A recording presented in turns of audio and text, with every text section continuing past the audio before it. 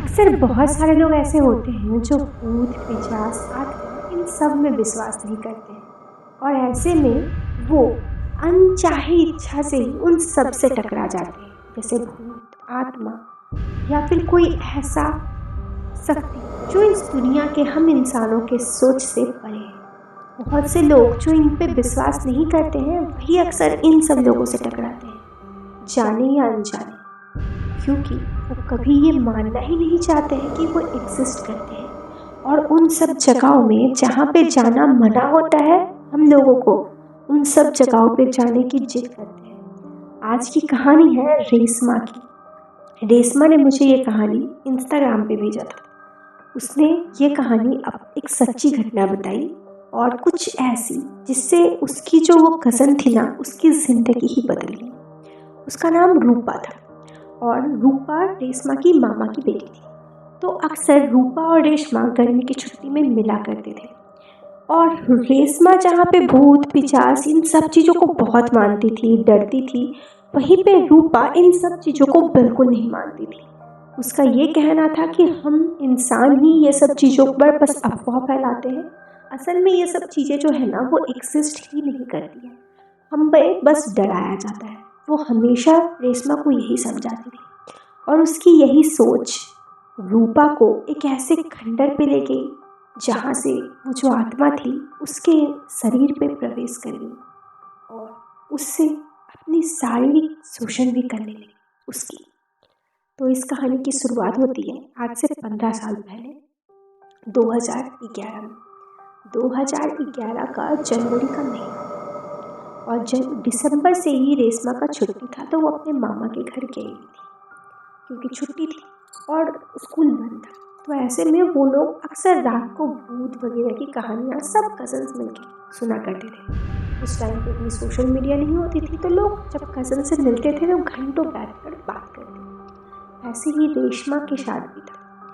उनकी एक दोस्त थी रूपा की, जो वो भी अपने मामा घर ही आई थी बिलासपुर छुट्टी में, ठंड की छुट्टी में। और ऐसे में वो बिलासपुर के बगल के गांव में एक खंडर है, उसकी कहानी उसे सुना रही थी। सब कोई बता रहे थे, वो बता रही थी वहाँ पे ना एक आत्मा है, एक लड़के की, जो वहाँ पे जो भी जाता है उसका यौन शोषण करती है, उस पर उत्पीड़न करती है, उसके शरीर में प्रवेश कर जाती है। रेशमा इन सब चीज़ों को सुनकर बहुत ही ज़्यादा डर जाती है और कहती है यार मत बोलो, मुझे नहीं सुनना, मुझे बहुत डर लगता है इन सब बातों से। तो इन सब बातों पे रूपा करती है अरे यार ये सब बस लोगों की अफवाहें हैं, देखो सब चाहते हैं कि हम उधर जाए ही नहीं इसलिए अफवाह फैलाते हैं। उसके लाख मना करने के बाद भी बार बार रूपा उससे ये बात सुनना चाहती थी बिलासपुर की।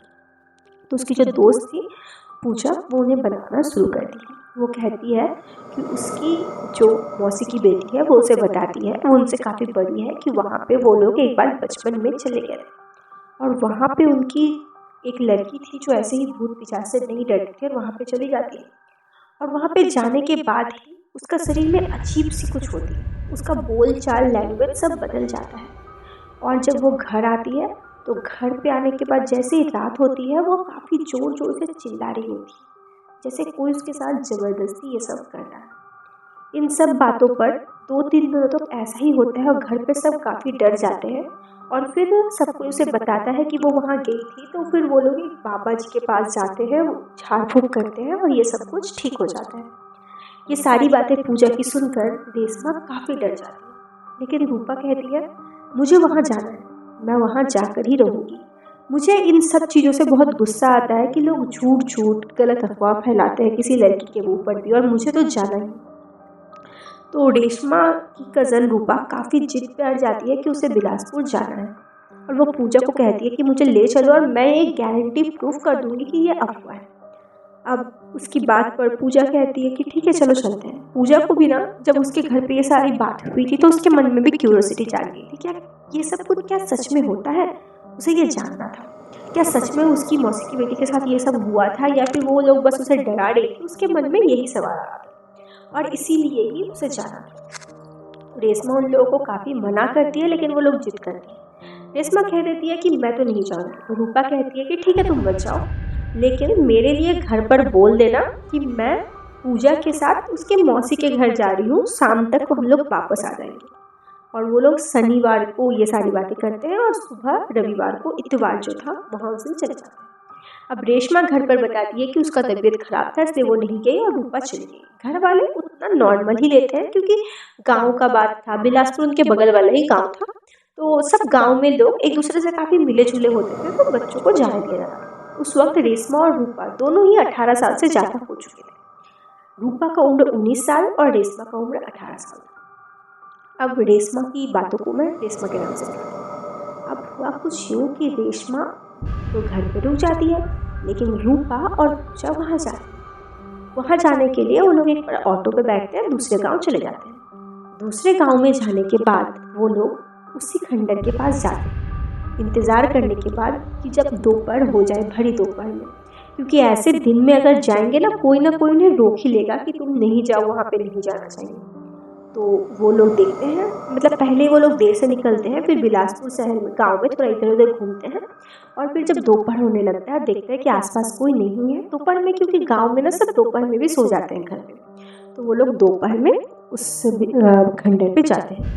अब खंडर पे जैसे ही वो लोग खंडर के पास पहुंचते हैं, पूजा को थोड़ा थोड़ा डर लग रहा है, तो वो पूजा पीछे हट जाती है और रेशमा ऊपर ही जा रही थी, मतलब अकेले अकेले सीढ़ियाँ चढ़ रही है, पीछे पीछे ही पूजा है। आप सोचो कि 2 सीढ़ी आगे रेशमा मतलब रूपा और 2 सीढ़ी पीछे पूजा। जैसे ही रेशमा की बहन रूपा थोड़ा आगे जाती है, उसे एक पुराना दरवाज़ा मिलता है। अब दरवाज़ा को खुलने से पहले पूजा डर जाती है और दरवाज़ा की आवाज़ से पहले वो खंडर से बाहर निकल जाती है। मतलब खंडर में घुसने से पहले एक दरवाज़ा था और ऐसे दरवाज़ा वो खोलती है और रूपा और अंदर जाती है। अंदर जाते ही ना उसे कुछ अलग लगता है, लेकिन उसे डर अभी भी नहीं लगा। उसे ऐसा लगता है कि कोई है, फिर उसे लगता है कि अरे ये तो बहुत दिन से खंडर बंद है, मैं भी कहाँ डर रही हूँ, क्योंकि रूपा ये सबसे डरती नहीं थी और उसे दिखाना भी नहीं था। वो बहुत ज़ोर ज़ोर से आवाज़ लगाती है कि पूजा अंदर आओ, पूजा अंदर आओ, लेकिन पूजा अंदर नहीं जाती क्योंकि पूजा को डर लगने लगा था। और पूजा की अगर बात करें तो पूजा को रूपा की आवाज़ थोड़ा भारी लगने लगा था। मतलब जैसे ही दरवाजे को खोलकर वो अंदर जाती है, फिर उसका आवाज़ जो रूपा का आ रहा था, जैसे लग रहा था कि कोई लड़का बोल रहा है कि पूजा अंदर आओ, इस तरह से। अब पूजा काफ़ी ज़्यादा डर जाती है और बाहर से ही आवाज़ लगाती है कि रूपा रूपा आ जाओ। रूपा को मानो होश आता है ऐसे, और वो वहाँ पे थोड़ा देर रुककर पता नहीं उसके मन में क्या आता है कि वहाँ से निकल जाता है। अब आते वक्त पूजा डर से रूपा से कुछ बातें नहीं कर रही थी, क्योंकि रूपा का आवाज़ थोड़ा अलग, उनका आवाज़ अलग लग ही रहा था, इसलिए वो थोड़ा डर जाती है। गांव पहुंचते ही पूजा अपने घर चली जाती है और रूपा अकेले ही अपना घर जाती है। अब रूपा को देखकर रेशमा कहती है कि रूपा आ गई, तुम्हें डर नहीं लगा? इस बात पे रूपा कोई जवाब नहीं देती है। फिर कहती है रूपा तुम ठीक तो हो ना? रेशमा की बातों पर रूपा का आवाज़ फिर से भारी लड़के जैसा आवाज़, भारी जैसा आवाज़ में बोलती है हाँ मैं ठीक हूँ।